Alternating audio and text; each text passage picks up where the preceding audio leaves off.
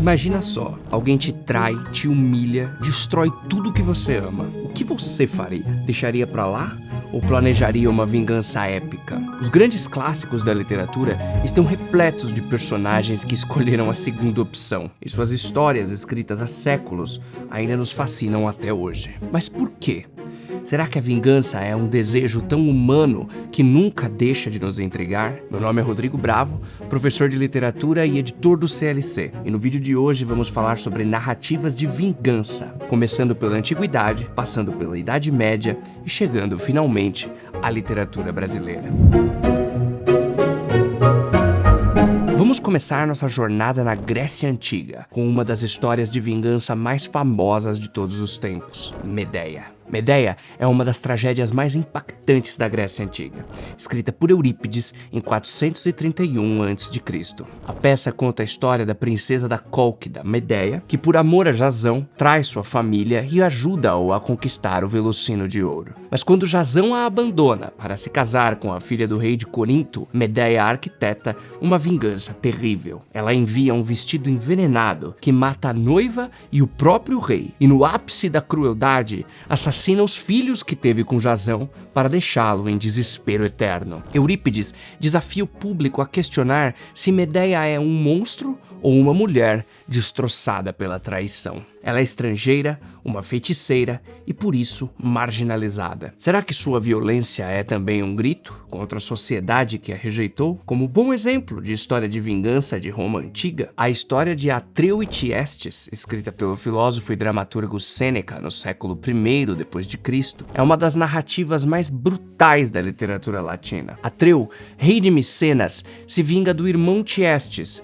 que lhe roubou o trono e seduziu sua esposa, convidando-o para um banquete de reconciliação, onde ele serve os filhos dele como refeição. Quando Tiestes descobre, Atreu exclama triunfante: "Reconhece, enfim, teus filhos." Sêneca, um dos mais destacados filósofos estoicos de Roma, usa essa história para mostrar os extremos da loucura humana e os perigos das paixões descontroladas. Como professor de Nero e figura influente na política imperial, Sêneca conhecia bem os excessos do poder e as consequências da crueldade. Sua obra Tiestes serve como um estudo psicológico sobre como o ódio e o desejo de retaliação podem corromper a alma. A vingança aqui não traz justiça, só horror infinito. Será que Atreu realmente venceu ou ele se condenou a uma existência de remorso e maldição? No mundo moderno, a vingança continua presente. Na literatura inglesa, Hamlet, escrita por William Shakespeare por volta de 1600, é a tragédia da dúvida e da vingança adiada. O príncipe da Dinamarca, ao descobrir que seu tio Cláudio assassinou seu pai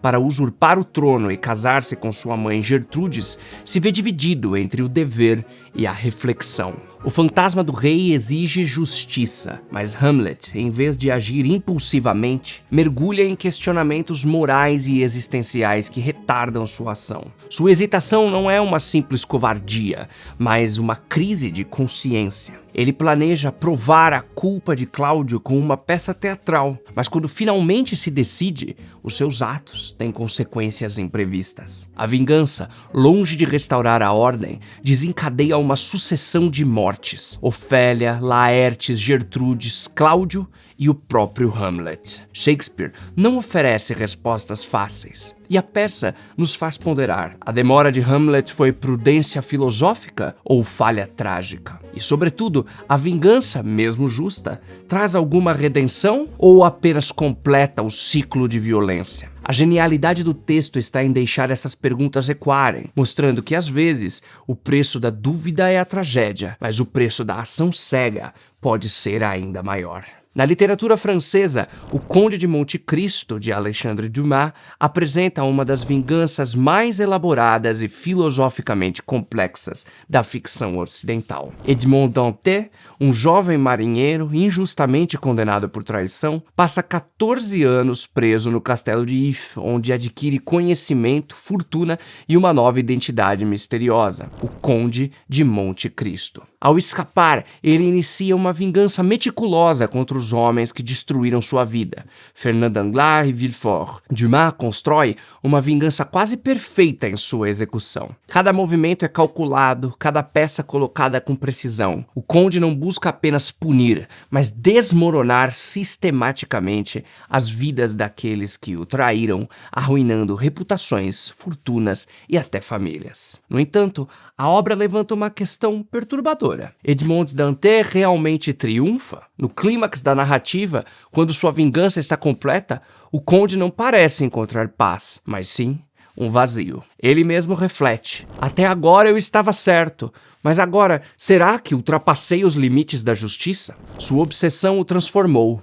Não mais o ingênuo marinheiro, mas um homem frio, quase desumano, em sua busca por retribuição. A única redenção possível surge quando ele poupa Maximilien e Valentine, reconhecendo que o amor ainda pode existir em seu mundo de cálculo e dor. Dumas, assim, questiona o preço da vingança. Edmond recupera sua fortuna e seu poder, mas perdeu sua juventude, sua inocência e, por um tempo, sua capacidade de amar. O final ambíguo, sua partida com Haydée, sugere que talvez haja vida após a vingança, mas não sem cicatrizes. A obra nos faz pensar: quando a retribuição se torna não justiça, mas outra forma de prisão? Na literatura brasileira, Dom Casmurro, de Machado de Assis, oferece uma das vinganças mais sutis e devastadoras já escritas. Não com facas ou veneno, mas com a arma silenciosa da dúvida. Bentinho, o narrador, constrói toda sua narrativa sobre a suspeita de que Capitu, sua esposa, o traiu com seu melhor amigo, Escobar, e que seu filho, Ezequiel, não seria seu. A vingança de Bentinho é lenta, cruel e, acima de tudo, íntima. Ele não confronta Capitu diretamente, mas aos poucos envenena o relacionamento com desconfiança, até se divorciar dela e mandar o suposto filho do adultério para longe. O golpe final? Escrever suas memórias décadas depois, moldando a história para que Capitu seja eternamente lembrada como traidora, mesmo sem provas concretas. A genialidade de Machado está na ambiguidade, e se Bentinho estivesse errado? As provas que ele apresenta são frágeis. Um olhar, um gesto, uma semelhança física. Sua vingança, então, não seria justiça, mas uma projeção de seus próprios ciúmes e inseguranças. Ele não mata ninguém, mas assassina a reputação de Capitu e destrói sua própria família por uma verdade que talvez nunca tenha existido. No fim, a pergunta que fica é: quem é o verdadeiro vilão? Capitu se traiu ou Bentinho, por ter consumado sua vingança baseado em meras suspeitas? Machado de Assis não dá respostas, mas nos faz refletir sobre como a ânsia por retribuição pode ser ela mesma uma forma de autodestruição. Bentinho não ganha nada com sua vingança, só solidão e o epíteto de Casmurro. Será que valeu a pena? Diz aí nos comentários. A vingança é um tema que aparece em todas as culturas, em todas as épocas, dos contos japoneses dos 47 Ronin às sagas nórdicas, das tragédias gregas aos filmes de Hollywood. E ela está em toda parte. Por quê? Porque no fundo todos nós já sentimos raiva, já quisemos fazer justiça com as próprias mãos. E a arte explora essa nossa parte sombria, porque ela é real, ela é humana. Mas se tem uma coisa que a literatura clássica nos ensina, é que a vingança nunca compensa. Medeia perde tudo, Atreu vive em tormento, Hamlet morre em meio ao caos, Monte Cristo fica sozinho em sua fortuna e Bentinho vira um velho amargurado. A vingança pode parecer doce, mas no final é sempre um veneno. Então, se um dia você sentir que a raiva está te consumindo, lembre-se dessas histórias. A justiça nem sempre está nas nossas mãos, e seguir em frente, por mais difícil que seja, ainda é o melhor final possível. E você, já leu alguma história de vingança que te marcou? Será que existe algum caso em que a vingança foi justificada? Conta aqui nos comentários. E se gostou desse vídeo, não esquece de curtir e compartilhar com aquela pessoa que também ama literatura clássica. Até a próxima.